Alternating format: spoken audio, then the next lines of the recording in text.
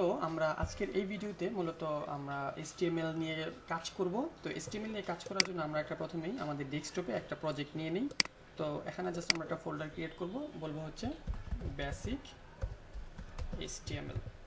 তাহলে এই ফোল্ডারের মধ্যে আমরা একটা ফাইল ক্রিয়েট করব প্রথমে। তো এটা ফাইল ক্রিয়েট করার জন্য আমরা যেভাবে নিউ ফোল্ডার ক্রিয়েট করি, এরকম ফোল্ডার থেকে আমরা নিউ ডকুমেন্ট। তো নিউ ডকুমেন্টের ক্ষেত্রে আমরা নাম দিব হচ্ছে ইন্ডেক্স, এবং অবশ্যই এক্সটেনশনটা হবে হচ্ছে HTML। তো index.html একটা ফাইল ক্রিয়েট করার মাধ্যমে আমরা যেটা করলাম যে একটা ফাইলকে আমরা বললাম যে তুমি হচ্ছে hypertext markup language enable, অর্থাৎ আমরা যে .txt বলি এটা একটা ফরম্যাট বা সিস্টেম এটাকে একভাবে রিড করে, আর .html হলে সেটাকে কিন্তু একটু অন্যভাবে রিড করবে, অর্থাৎ তার মধ্যে একটা ল্যাঙ্গুয়েজ ইমপ্লিমেন্ট হবে, সেটা হচ্ছে মার্কআপ ল্যাঙ্গুয়েজটি। আর এই ল্যাঙ্গুয়েজের কিছু বিশেষ সিনট্যাক্স রয়েছে যেগুলি আমরা এর মধ্যে লিখব, এবং তার ইমপ্লিমেন্টেশনটা, তার যেই বাহ্যিক যে বিষয়টা, সেটাকে আমরা আসলে ব্রাউজারে দেখতে পারবো। তো আমরা যদি এখন এই পেজটাকে ডাবল ক্লিক করি, তাহলে আপনার যে ডিফল্ট যে ব্রাউজার থাকবে সেটাতে এটা রান করবে। তাহলে এটা রান করলো এবং এর মধ্যে কোনো টেক্সট বা কোনো কিছুই নাই, এটা একেবারে ব্ল্যাঙ্ক একটা টেক্সট। তো এটার জন্য এখন আমরা এটার মধ্যে যখন কোনো কিছু লিখবো, সেটাকে আমরা কোনো একটা এডিটরে ওপেন করতে হবে। তো আমি প্রথম থেকে আপনাদেরকে বলবো যে আপনারা অবশ্যই একটা স্মার্ট এডিটর ইউজ করবেন, কেননা আমি প্রথম থেকেই উচিত বা এই বিষয়গুলিকে একটু এডিটিং বা আমি বলতে চাচ্ছি যে ট্যাগের যে বিষয়গুলি যেগুলিতে আমরা আসবো সেগুলিকে দেখার জন্য।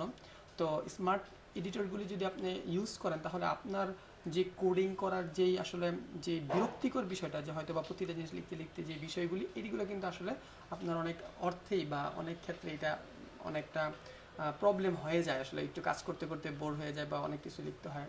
তো আমি মনে করি যে প্রথম থেকে যদি আপনি একটা স্মার্ট এডিটর ইউজ করেন, তাহলে সেই ক্ষেত্রে আপনার অনেক কোড লেখার ক্ষেত্রে বিষয়গুলি অটোমেটিক সলভ হয়ে যাবে, বা অনেক ভুল থেকে আপনি মানে ভুল হবে না আসলে। আর বিশেষত আমরা প্রফেশনাল লেভেলে স্মার্ট এডিটর ইউজ করি, অনেক সময় আইডি ইউজ করি, তো সেইগুলি অনেক অনেক হাই মানে পাওয়ারফুল বিষয়গুলি। তো আমি এখন যেটা করবো সেটা হচ্ছে, আমি সিম্পলিভাবে আজকে বা একটা টিউটোরিয়ালের জন্য আমি শুধুমাত্র নোটপ্যাড প্লাস প্লাসটা ইউজ করব। আপনারা আপনাদের যে পছন্দের এডিটর আছে, এবং হঠাৎ আপনারা যেটা যদি আগে থেকে ইউজ করে থাকেন আপনারা ইউজ করতে পারেন।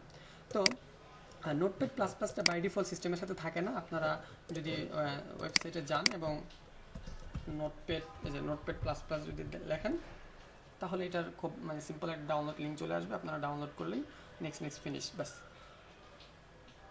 তো আমরা ওদিকে আর যাচ্ছি না, আমরা এই ফাইলটাকে এখন এডিটরে নিয়ে আসবো। জাস্ট এটাতে ওপেন করলেই আমাদের নোটপ্যাডে এটা ওপেন হয়ে যাবে, এবং এখানে কোনো লেখা আগে থেকে নেই। তো এটা ওকে, আমি কন্ট্রোল ধরে মাউস স্ক্রল করলে এটা জুম হচ্ছে, তো এই বিষয়টা আপনাদের হয়তো বা সুবিধা হবে। তো আমরা এখন যেটা করব, প্রথমেতেই একটু একটু বুঝে বুঝে আগাবো। আমি মনে হয় যে প্রথম দুই একটা ক্লাস যদি আপনি একটু ধৈর্য সহকারে থাকেন বা একটু যদি মনে করেন, তাহলে যে একটু বুঝে শুনে আগানোটা আমার মনে হয় ভালো।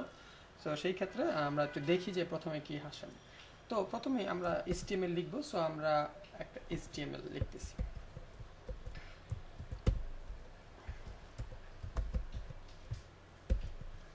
আচ্ছা, এটা যেটা হলো দেখেন, একই বিষয়, এটাকে আসলে বলা হয় HTML ট্যাগ।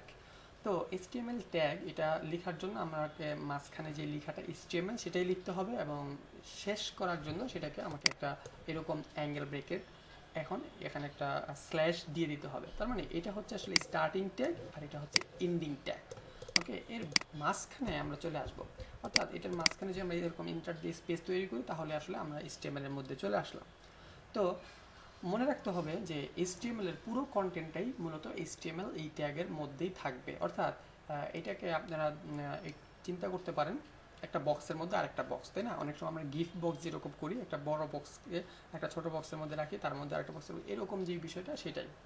তো এটা হচ্ছে মূলত HTML, এখান থেকে শুরু এখানে শেষ। এর মধ্যে আমরা নিয়ে আসবো হচ্ছে আমাদের আনুষঙ্গিক যে বিষয়গুলি।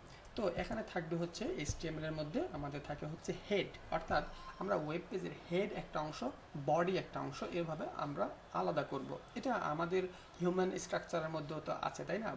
মানে হেড এবং বডি। তো হেড স্ট্রাকচারটা লেখার জন্য আমাকে লিখতে হবে হেড, এবং এটা এখানে আমরা অ্যাঙ্গেল ব্র্যাকেটটা শেষ করে দিলাম এবং এরপর আবার এই ট্যাগটাকে ক্লোজ করার জন্য আমরা প্রথমেই এরকম অ্যাঙ্গেল ব্র্যাকেটটা দিব, এরপরে আমরা এটা স্ল্যাশ, এরপর আমরা আবার লিখব হেড। তো এই হেড এটা লেখার পরে যদি আমরা এর ভিতরে এসে এন্টার দেই তাহলে যেটা হচ্ছে আমরা বলতে পারি যে HTML হচ্ছে প্যারেন্ট আর হেড হচ্ছে তার চাইল্ড, তাই না?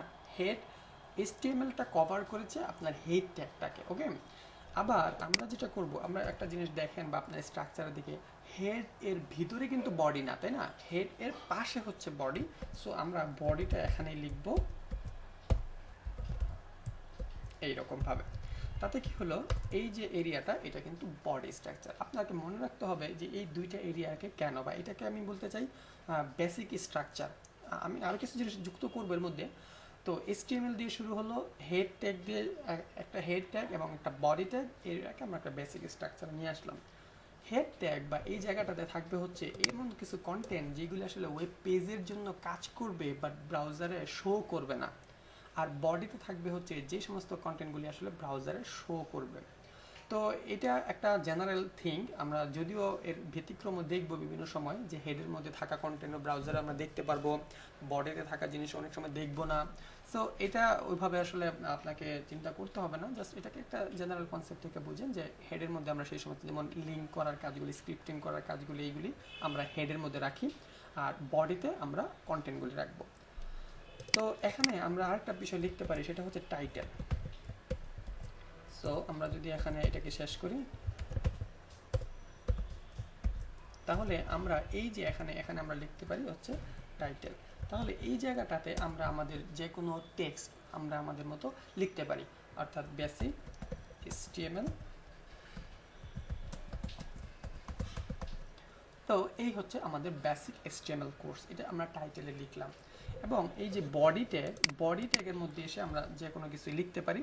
তো আমরা চাইলে এইভাবেও জাস্ট সিম্পলি লিখতে পারি, অথবা কোনো একটা ট্যাগের মধ্যে দিয়েও লিখতে পারি, যেগুলোকে আমরা বলি হচ্ছে টাইপোগ্রাফি। তো HTML টাইপোগ্রাফি নিয়ে আমি আলোচনা করব, এটা নিয়ে মূলত একটা পুরো ক্লাসে আলোচনা হবে।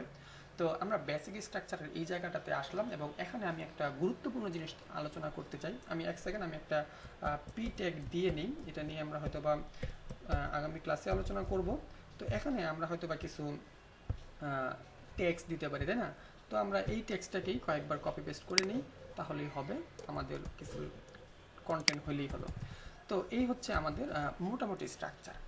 এখানে আমি যে বিষয়টা সবচেয়ে গুরুত্বের সাথে দেখতে চাই সেটা হচ্ছে আসলে এই জায়গাটাতে, সেটা হচ্ছে এখানে, এটা নিয়ে আমি একটু আলোচনা করবো বলে আসলে শেষের দিকে নিয়ে আসছি। তো এই যে আমি এখানে কিছু কন্টেন্ট লিখলাম, দেখেন এখানে কিন্তু একটা ভ্যারিয়েশন রয়েছে, তাই না? এইগুলি হচ্ছে আসলে HTML এর নিজস্ব প্রপার্টি বলতে পারি আমি, এই ল্যাঙ্গুয়েজটার নিজস্ব থিং। তার মানে এইগুলার কিছু কিছু মিনিং রয়েছে, এগুলো বলতে সে কিছু বুঝে, আসলে কি বুঝে সেটাও আমরা যদি বুঝতে পারি তাহলে আমরা এটাকে সেভ করলাম। অবশ্যই সেভ করতে হবে। সেভ করে আমরা যদি এখানে রিফ্রেশ করি তাহলে খেয়াল করেন যে এখানে কিন্তু লেখাটা চলে আসছে এবং এই জায়গাটাতেও লেখাটা চলে আসছে।